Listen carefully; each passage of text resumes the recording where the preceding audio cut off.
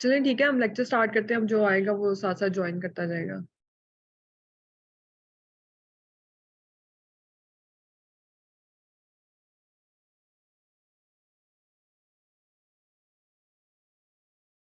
जब जो हमारा चैप्टर फर्स्ट हमारा जो लेक्चर था ना, it was all about this reproductive tract infections, pelvic inflammatory disease, और हमने रिव्यू की थी anatomy and physiology of female reproductive organs, right? अच्छा, स्क्रीन सबको शो हो रही है? यस मैम, स्क्रीन शो हो रही है। गुड हो गया। चलिए लेट्स स्टार्ट द लेक्चर.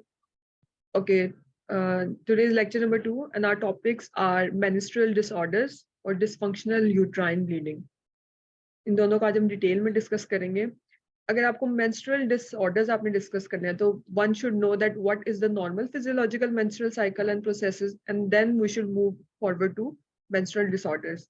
तो जो हमारे पास नॉर्मल जो बिगनिंग ऑफ हमारा साइकिल है ना, दैट्स मिनार्के, और वो होता है at the age of around 9 से 14, कुछ बुक्स में 17 आता है. तो अगर हम वाइड रेंज लें तो वो ये ईयर्स हैं. इस टाइम पीरियड में फीमेल स्टार्ट्स मेनिस्ट्रेटिंग.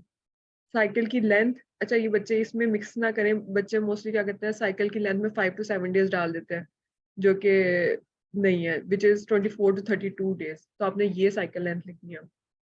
जो एवरेज फ्लो है वो है 3 to 5 डेज. ये एमसीक्यूज पॉइंट ऑफ व्यू से आपने स्लाइड देख लेनी है एक दफा. अच्छा, नॉर्मल बिगनिंग हमने रीड कर ली. दूसरा है हमारा मेनोपॉज. ये भी एक फिजियोलॉजिकल प्रोसेस है नॉर्मल, कि एक एज के बाद जो वुमेन है उनको मेंसेस नहीं होते, ठीक है, उनका मेंस्ट्रुअल साइकिल डिस्टर्ब हो जाता है. तो उनमें उनको कोई और भी रीजंस हो सकती हैं, यानी सर्जिकल रिमूवल हो चुका है या नॉर्मल फिजियोलॉजिकल प्रोसेस है, तो इसकी वजह से उनको मेंसेस दोबारा नहीं आएंगे. इसमें नॉर्मली बहुत ज़्यादा सिम्टम्स आते हैं, एजिटेशन, ऑस्टियोपोरोसिस. तो उसके लिए फिर हम मेनिपोजल जो वुमेन्स होती हैं उनको हम ये थेरेपीज देते हैं. एस्ट्रोजन थेरेपी दी जाती है, ठीक है. प्रोवेरा, प्रेमरिन, ये प्रोस्टाग्लैंडिन स्टॉप करते हैं. बेसिकली जो प्रोस्टाग्लैंडिन है ये कॉज करते हैं डिफरेंट फिजियोलॉजिकल रिस्पॉन्सेज. तो हम ये मेडिसिन दे के उसको मिनिमाइज करते हैं. कैल्शियम सप्लीमेंट्स देते हैं क्योंकि ऑस्टियोपोरोसिस का चांस होता है जब मेंसेस रुक जाते हैं. तो हम बेसिकली सिम्टम्स कंट्रोल करने के लिए थोड़ी सी हम मैनेजमेंट करते हैं मेनोपॉज वुमेन की. So starting from our topic जो हमारे एएचएन पॉइंट ऑफ व्यू से इंपॉर्टेंट है, दैट इज मेंस्ट्रुअल डिसऑर्डर. अच्छा, बहुत स्वीट स्वीट शॉर्ट से हमारे पास डिजीजेज हैं. तो हमने इसको थोड़ा याद करना है. यानी अगर आप बुक से देखेंगे ना तो दो दो पैराग्राफ, एक एक पैराग्राफ में पूरी डिजीज लिखी हुई है, उसमें क्लिनिकल मैनिफेस्टेशन है, डायग्नोसिस है, सारा कुछ उसके अंदर है. तो वो आपने याद करनी है. तो डिजीजेस जो आज हम देखेंगे वो क्या है, नेमली पीएमएस हम डिस्कस करेंगे. दूसरा डिस्मेनोरिया, एमेनोरिया. उसके बाद डिसफंक्शनल यूट्राइन ब्लीडिंग में हम मेनोरेगिया और बेट्रोकिया, ये 5 डिजीजेस डिस्कस करेंगे आज. Starting from PMS. अच्छा, ये क्लस्टर ऑफ, अच्छा जो पीएमएस है, एडमिट ऑन.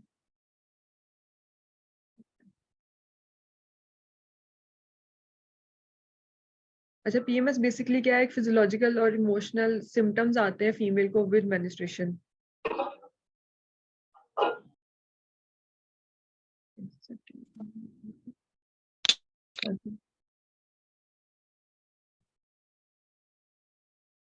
ठीक है. तो क्या है, ये बिहेवियरल और फिजिकल इमोशनल सिम्टम्स हैं जो कि हमारे मेंस्ट्रुअल साइकिल के साथ फीमेल को आते हैं. इसकी कॉज अननोन है. हार्मोनल चेंजेस हो सकती हैं, डाइट इसे इफेक्ट करती है, स्ट्रेस का लेवल इफेक्ट करता है, क्या एक्टिविटीज है उसकी, मतलब पर्सन जो फीमेल है उसका, एक टीचर है, एक स्टूडेंट है, उसका स्ट्रेस लाइफ कितना है, फिजिकल और मेंटल, उस चीज पे ही सारा पीएमएस डिपेंड करता है. जिसकी फिजिकल सिम्टम्स हैं उसमें क्या होगा, ब्लॉटिंग फील होगी, डाइजेशन प्रॉपर नहीं होगी, और ब्रेस्ट टेंडरनेस होगी. कुछ पेशेंट्स को ब्रेस्ट पेन भी होती है, हेडेक्स होते हैं, डिप्रेशन होता है, इरिटेबिलिटी, एंजाइटी, कंफ्यूजन. ये नॉर्मली फीमेल्स में देखे जाते हैं पीएमएस के सिंड्रोम सिम्टम्स. क्लिनिकल मैनिफेस्टेशन में क्या है, फीमेल हेडेक एक्सपीरियंस करेगी, फिटीग होगा, लोअर बैक पेन होगा, ये मोस्टली फीमेल्स को होता है, पेनफुल ब्रेस्ट होगी, एब्डोमिनल फुलनेस होगा. तो ये क्या है, लिस्ट ऑफ सिम्टम्स हैं जो कि पीएमएस में फीमेल एक्सपीरियंस कर रही है. मेडिकल मैनेजमेंट बहुत सिंपल सी है. नॉर्मली इसमें ऐसा कोई मेडिकल मैनेजमेंट नहीं है. नॉर्मली ये रेगुलेट एक्सरसाइज से, डाइटरी मॉडिफिकेशन से इस चीज़ को हम मिनिमाइज कर सकते हैं. जैसे रेगुलर एक्सरसाइज है, कैफीन अवॉइड करना है, हाई फैटी फूड्स अवॉइड करने हैं, सिंपल सिंपल डाइट लें, ठीक है. और अगर तो ये इसकी मेडिकल मैनेजमेंट है। ये हमारी पहली डिजीज थी, साइंड्रोम था बेसिकली। और दूसरा हमारा डिस्मेनोरिया। डिस्मेनोरिया क्या होता है कि पेनफुल मेनिस्ट्रेशन है, यानी फीमेल एक्सपीरियंस कर रही है पेन ड्यूरिंग मेनिस्ट्रेशन।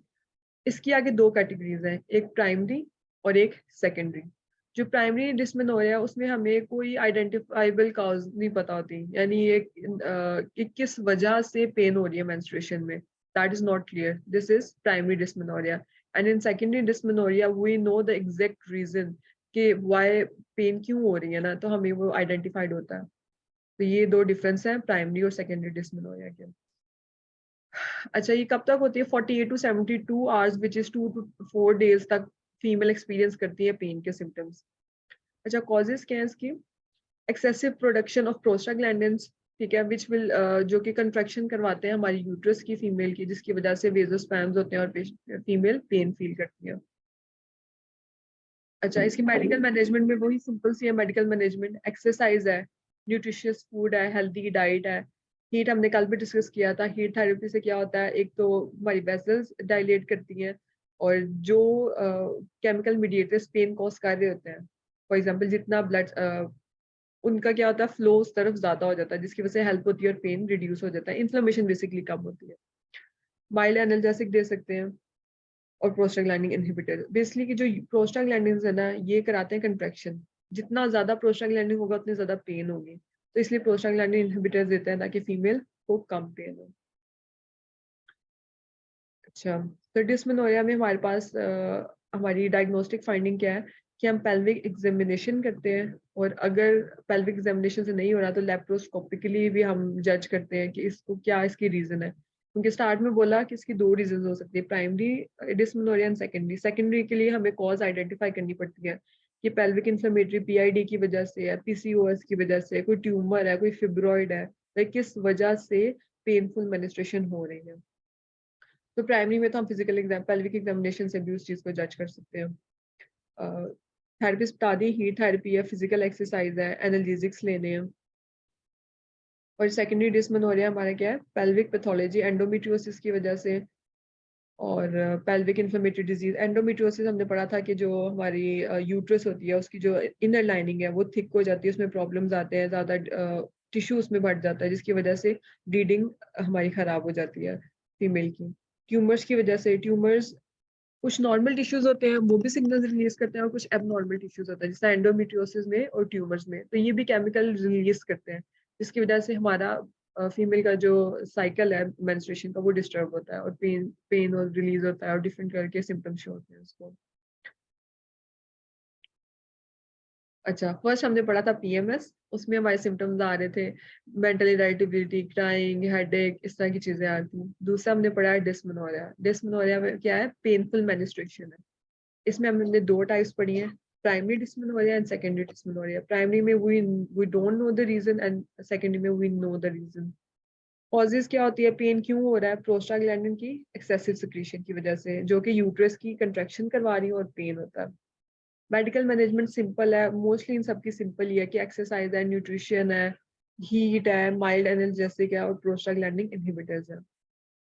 ठीक है, डायग्नोस्टिक इवैल्यूएशन क्या है, आप पेल्विक एग्जामिनेशन करते हैं पेशेंट का, और लेप्रोस्कोपिक एग्जामिनेशन हो सकता है उसका। ठीक है, अब we are moving towards laparoscopic क्या होती है? लेप्रोस्कोपिक ना, लेप्रोस्कोपिक। बेसिकली मैं आपको दिखा देती हूँ, उससे देखने से आपको ज्यादा अच्छा आइडिया होगा।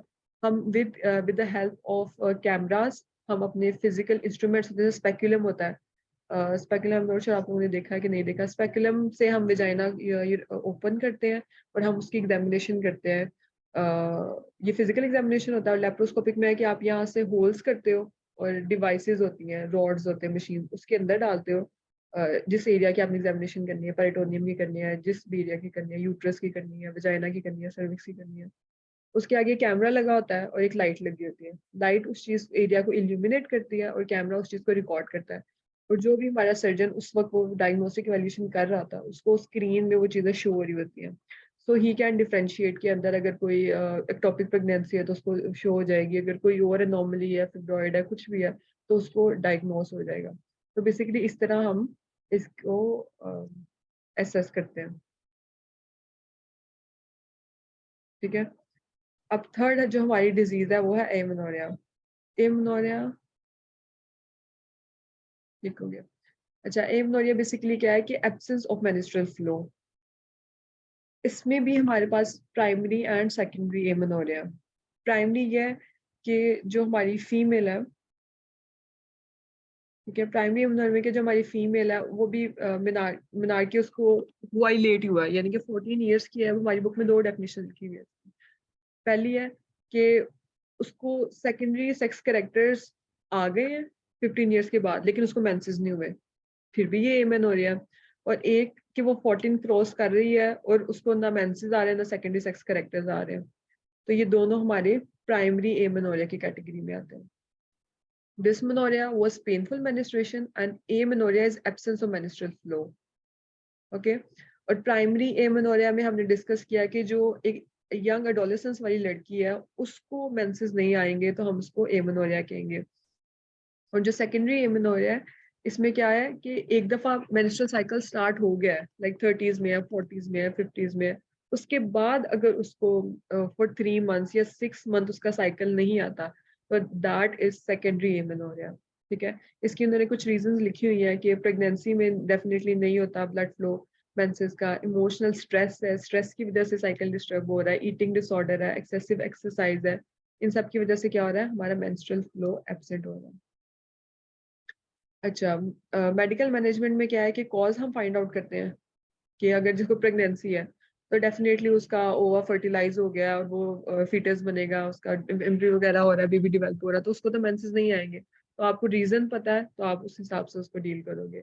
सो हम इसको अंडरलाइन कॉज देखते हैं कि एमेनोरिया क्यों हो रहा है, उसके बाद हम उसको डील करते हैं। और अगर हार्मोनल इश्यूज हैं तो हार्मोनल थेरेपीज देते हैं, उसके थ्रू हम एमेनोरिया को डील करते हैं।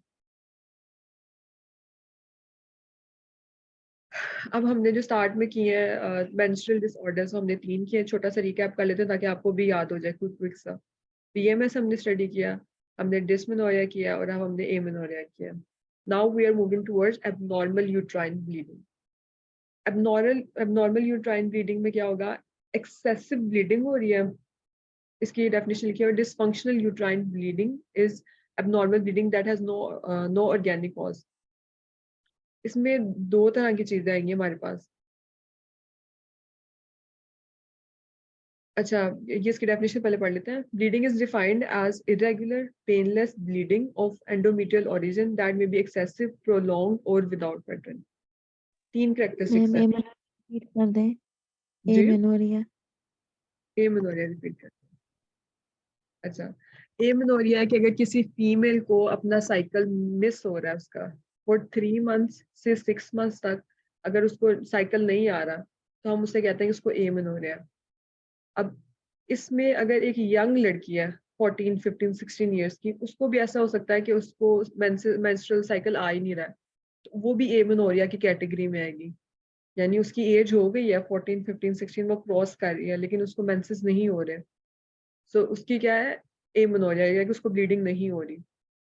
ठीक है, और दूसरी हमारे पास चीज है कि एक फीमेल है उसका स्टार्ट हो गया मेंस्ट्रुअल साइकिल, अब किसी भी रीजन से उसको मेंसेस नहीं आ रही, उसको मेंस्ट्रुअल साइकिल उसका नहीं हो रहा। फॉर एग्जांपल उसको प्रेगनेंसी है, उसको वो इमोशनल अपसेट है, यानी उसके हार्मोनल इम्बैलेंस हुआ ना। बेसिकली नॉर्मल फिजियोलॉजिकल प्रोसेस क्या होता है, एफएसएच, एलएच, ये एस्ट्रोजन, प्रोजेस्टेरोन, ये सारे मिलकर मेंस्ट्रुअल साइकिल को रेगुलेट करते हैं, राइट।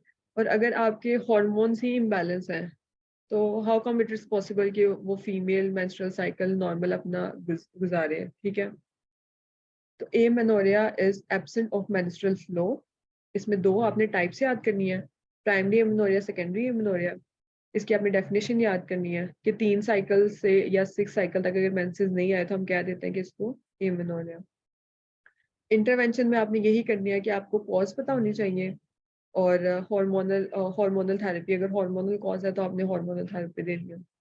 अच्छा, ये जो अगर आप बुक से आज पढ़ के आएंगे ना तो ये बहुत शॉर्ट शॉर्ट लिखी हुई है, इसकी आपने एक्सटेंसिव, आपको जस्ट आइडिया होना चाहिए कि एमेनोरिया क्या है, डिस्मेनोरिया क्या है, एक पेनफुल है, एक में हो नहीं रहे, मेट्रोगिया क्या है, एक में ज्यादा हो रहे हैं, एक में कम हो रहे हैं।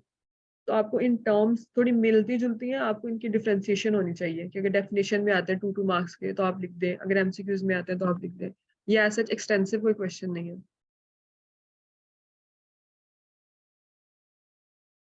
ठीक है, अब जो हमारा एबनॉर्मल यूट्राइन ब्लीडिंग है उसमें हमारे पास दो टाइप्स की आ रही है। इसमें हमने पढ़ा था abnormal uterine bleeding is excessive bleeding. Menorrhagia क्या है? Excessive bleeding during regular menstrual flow, यानी एक फीमेल है, उनका जो मेंस्ट्रुअल साइकिल है, एक फीमेल है उनका मेंस्ट्रुअल साइकिल स्टार्ट होता है 3 से जाता है 7 तक। ठीक है, लेट्स से एक्स फीमेल है, उनका मेंस्ट्रुअल जो मेंस्ट्रुअल फ्लो है that start from third of the first month और वो जाता है 7 तक 8 तक। लेकिन उस फीमेल को एक्सेसिव ब्लीडिंग हो रही है उसी साइकिल के अंदर अंदर, तो ये क्या है? मेनोरेजिया। ठीक है, इसको हम डिटेल में डिस्कस करते हैं। Excessive bleeding menorrhagia, excessive bleeding होगी मेनोरेजिया में। कि पहले हमने पढ़ा कि पेनफुल होगी, फिर हमने पढ़ा होगी नहीं, अब हम पढ़ने लगे अगर एक्सेसिव ब्लीडिंग होगी। देखो एबनॉर्मल ब्लीडिंग है ना, तो कम होगी, ज्यादा होगी, पेनफुल होगी, अपने साइकिल पर नहीं होगी, तो हम प्रोग्रेसिवली उसको स्टडी कर रहे हैं। अब जो हम पढ़ रहे हैं मेनोरेजिया, इसमें क्या होगा? एक्सेसिव ब्लीडिंग होगी। Menorrhagia is excessive bleeding during the regular menstrual flow. Cause इसकी एंडोक्राइन कॉज होगी, हार्मोनल इन्फ्लेमेटरी डिस्टर्बेंस, आपके अगर यूट्रस में इन्फ्लेमेशन के कोई इश्यूज हैं फिर आपको ये प्रॉब्लम होगी। यूट्राइन ट्यूमर्स है, ट्यूमर्स मैंने आगे भी आप लोगों को बताया, ट्यूमर्स जो है वो कुछ केमिकल मीडिएटर्स रिलीज करते हैं जो कि रॉन्ग सिग्नल सेंड करते हैं, जिसकी वजह से आपका जो साइकिल है मेंस्ट्रुअल साइकिल वो डिस्टर्ब हो जाता है किसी ट्यूमर की वजह से, इन्फ्लेमेशन की वजह से और हार्मोनल इम्बैलेंस की वजह से। आपको एक्सेसिव ब्लीडिंग हो सकती है फीमेल को। डेफिनेशन इसकी एग्जैक्ट पढ़ लेते हैं बुक वाली। बट रहेगी vaginal bleeding between regular menstrual period, most significant form of menstrual dysfunctional because it will signal cancer, tumours, uterus. मतलब कि ये अगर बहुत ज्यादा एक्सेसिव ब्लीडिंग हो रही है फीमेल को तो ये नॉर्मल तो नहीं है, डेफिनेटली एबनॉर्मल है ना, मेंस्ट्रुअल डिसऑर्डर्स हैं। तो फिर हम इसको डील करेंगे, गायनेकोलॉजिकल प्रॉब्लम्स की फाइंड आउट करेंगे। ये हमारा मेनोरेजिया। ठीक है, उसके बाद है हमारा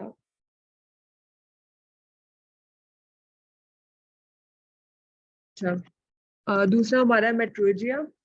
पहला था excessive during the regular menstrual flow और दूसरा है हमारा कि बिटवीन साइकिल्स, यानी कि किसी का साइकिल है रेंजिंग फ्रॉम 3 to 8, उसको उसमें मेंसेस हो गई है, उसका मेंस्ट्रुअल फ्लो हो गया है और आफ्टर 10 to 15 डेज उसको फिर मेंस्ट्रुअल फ्लो आ रहा है। यानी एक तो उसका नॉर्मल साइकिल चल रहा है और एक उसको इरेगुलरली मेंस्ट्रुअल पीरियड्स हो रहे हैं। तो ये क्या है हमारे पास? मेट्रोजिया। इसकी ना स्लाइड में स्लाइड में नहीं है। अच्छा, इसकी रीजंस भी ना यही है, ट्यूमर्स है, इन्फ्लेमेटरी डिस्टर्बेंसेस है, और इसकी जो डायग्नोस्टिक इवैल्यूएशन है ना, फीमेल बताती है पैड काउंट से कि मैंने इतने पैड्स चेंज किए हैं, इतनी दफा चेंज किए हैं, इतने दिन में। अगर आप लोगों ने लेबर रूम में ड्यूटी की है, किसी का एक्सपीरियंस है लेबर रूम में ड्यूटी का? जी मैम।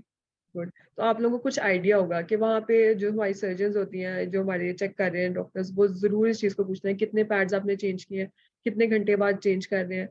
और इवन हमारी जो नर्सिंग मैनेजमेंट होती है इसमें तो ये भी आता है कि आपको वे करते हैं, यानी सैचुरेशन पूछते हैं पेशेंट से, कितना फिल था, कितना हैवी था। उससे आइडिया करते हैं कि इसको इस लेवल की ब्लीडिंग आ रही है। अगर एक पैड फिल है तो इसमें 15 ml ब्लड आ रहा है, तो इस हिसाब से वो कैलकुलेट करते हैं डॉक्टर्स कि इस फीमेल पेशेंट को इतना ज्यादा एक्सेसिव ब्लड लॉस हो रहा है इसका मेंस्ट्रुअल फ्लो के थ्रू। तो मेनोर्गिया क्या है? एक्सेसिव ब्लीडिंग ड्यूरिंग साइकिल, और मेट्रोजिया क्या है? Between cycles. दोनों डिसऑर्डर्स हैं और इनकी कॉज हो सकती है, ट्यूमर्स हो सकते हैं, बैलेंस इम्बैलेंस हो सकता है, हार्मोनल इम्बैलेंस हो सकते हैं। लास्ट है हमारे पास पोस्ट मेनोपॉजल ब्लीडिंग। ठीक है, इसमें एक फीमेल है, उनका जो मेनोपॉज है वो स्टार्ट हो चुका है, लाइक अब उनको she does not undergo menstrual cycle, and then उसके 1 साल बाद उनको फिर ब्लीडिंग स्टार्ट हो रही है। तो ये क्या है? Post menopausal bleeding. Post menopausal bleeding भी नहीं है लेकिन हमने करनी है, क्योंकि जाहिर हम चीजें जब करते हैं तो फिर हम जो जो उसके स्कोप में आती है हम उसको डिस्कस कर लेते हैं। और हमारी बुक में ये भी नहीं है, मेनार्के भी नहीं है, पोस्ट मेनोपॉज भी नहीं है, लेकिन हम इन सब चीज़ों को करेंगे ताकि जो बच्चों को भूल जाता है फर्स्ट ईयर में जो पढ़ा होता है तो वो थोड़ा रिफ्रेश हो जाता है। सही। तो आज का जो डिजीजेस थी बहुत शॉर्ट है, एक एक पैराग्राफ की अगर आप लाइक 20 मिनट्स में लगाए ना रीड दें तो ये आपका टॉपिक कवर हो जाएगा, ना कोई मुश्किल टॉपिक नहीं है। कोई क्वेश्चन है तो पूछ लें। मैम मेट्रोलॉजी क्या बताया आपने? मैं आपको बताऊं।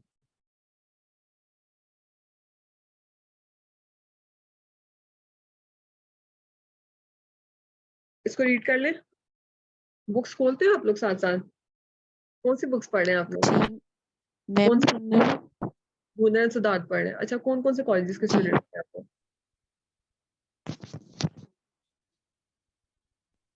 रुबाब कौन से कॉलेज की है? रिमशा कौन से कॉलेज की है? मैम सियालकोट से ही हूँ मैं भी। वो तो हो गया। और साइका? साइका भी सियालकोट से ही है। ठीक है। खदीजा?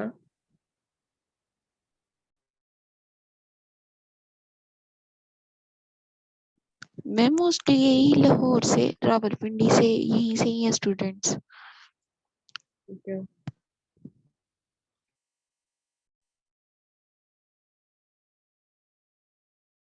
मैम आज बस इतना ही पढ़ना है। आज बस इतना ही पढ़ना है। आज हमारे स्केड्यूल के हिसाब से हमारी थोड़ी ओरिएंटेशन भी हो जाएगी, एक दूसरे का पूछ लेते हैं। कल का लेक्चर पढ़ा था आप लोगों ने? बुक से? हाँ जी, बुक से जी मैम। पढ़ा था। पूछ लो कुछ। जी गुड जी हो गया। मैम पूछ लें बस। वो टेस्ट नहीं करवाते वो वाले नहीं पढ़े थे, क्या नहीं बाकी पढ़े? पढ़ा था। जो टेस्ट करवाते हैं डायग्नोस्टिक इवैल्यूएशन जो है वो नहीं पढ़ी थी, बाकी पढ़ा था। अच्छा, उसमें ना आपने डिटेल इतना नहीं जाना, लेकिन आपको आइडिया क्लोनोस्कोपी है तो आपको पता चाहिए क्लोनोस्कोपी क्या है, कि कोलोन में हम अपना कैमरा और वो लाइट और इंस्ट्रूमेंट डाल रहे हैं। बायोप्सी है तो उसमें हम टिश्यू ले रहे हैं। ठीक है। जो भी प्रोसीजर है ना, कल्चर है तो आप ग्रो करवा रहे हो, ठीक है, तो आपको आइडिया होना चाहिए कि ये क्या है। इनकेस कोई डिजीज आती है लॉन्ग में, यानी कि आप उसके बारे में लिखो तो आप अंदर हेडिंग ऐड कर सकते हैं, डायग्नोस्टिक इवैल्यूएशन में 2 पॉइंट्स लिख दो तो वो आनी चाहिए आपको। एक दफा रीड मार दीजिएगा उसके लिए।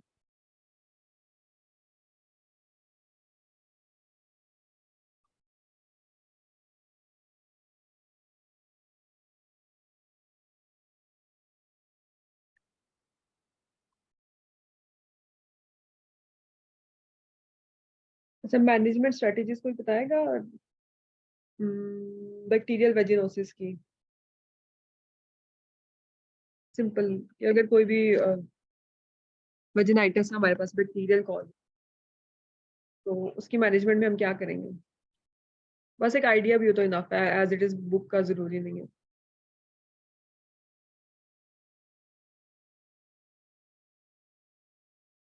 अच्छा, कॉजेटिव एजेंट बता दें। मैम बैक्टीरियल वेजिनोसिस का आपने पूछा? हाँ जी, बैक्टीरियल वेजिनोसिस का एजेंट बता दें, सिर्फ मैनेजमेंट नहीं। गार्डियनेला वेजिनैलिस की वजह से होती है। हो गया। पढ़ा है।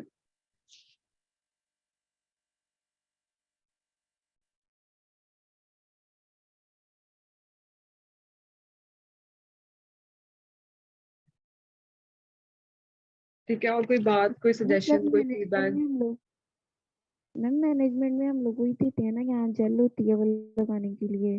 गुड। यहाँ पे हम लोग वो मेट्रोनिडाजोल देंगे। गुड हो गया। ठीक जो है। मेडिसिन हम लोग देते हैं मेडिकल मैनेजमेंट में। ठीक हो गया। अच्छा, ये तो मेडिकल मैनेजमेंट है, नर्सिंग मैनेजमेंट क्या होगी?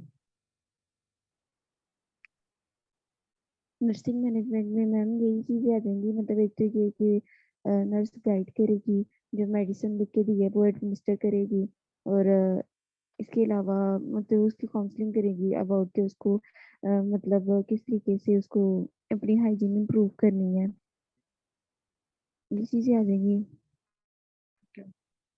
मैम इमोशनल सपोर्ट भी देगी, पेशेंट को अंडरलाइन काज भी ट्रीट करेगी। हाँ जी, गुड। सही। अच्छा, कोई फीडबैक स्पीड से रिलेटेड, स्लाइड से रिलेटेड, कोई सजेशन, कुछ चेंजेस मैम अगर करवानी है? स्लाइड पे तो मतलब थोड़ा थोड़ा है, तो बुक पे जितना सारा लिखे सारा पढ़ना है कि जितना आपने हमें बताया बस उतना ही पढ़ना है? अच्छा, स्टैंडर्ड अप्रोच ये है ना कि आपका गोल क्या है। अगर आपने यूएचएस में पोजीशन लेनी है, कॉलेज का, कॉलेज अच्छे मार्क्स स्कोर करना है, फिर तो डेफिनेटली स्लाइड्स पर रिलाई नहीं करना, फिर आपने बुक से करना है। और ये जो हम रिप्रोडक्टिव पार्ट है मैम ना, आपकी स्लाइड बहुत थोड़ी थोड़ी है। हाँ जी, जी मैम आपकी स्लाइड छोटी छोटी है। स्लाइड छोटी है, एक्सटेंसिव करनी है इसको। अब ये जो हमारी मैम डिजीज है वो ना, हम बुक से कर लेंगे तो आप मैम जी पेपर मैम, तक तो पहुंच जाता है फिर सारा। वैसे ना कोशिश यही मैं करती हूँ कि बुक से बनाऊं स्लाइड, ताकि आप लोगों को एक ओवरव्यू रहे। अगर टाइम ना भी मिले पूरा पूरा रीड करने का, तो पॉइंट्स हम रीड कर लेना उसको। और जो टेबल है ना, ये आपने अच्छे से, पीएमएस का एक टेबल है, जितने भी चार्ट्स बॉक्सेस टेबल्स हैं वो अपने अच्छे से करने हैं। वो पूरा पूरा बॉक्स आ जाता होता है एग्जाम्स में, ठीक है।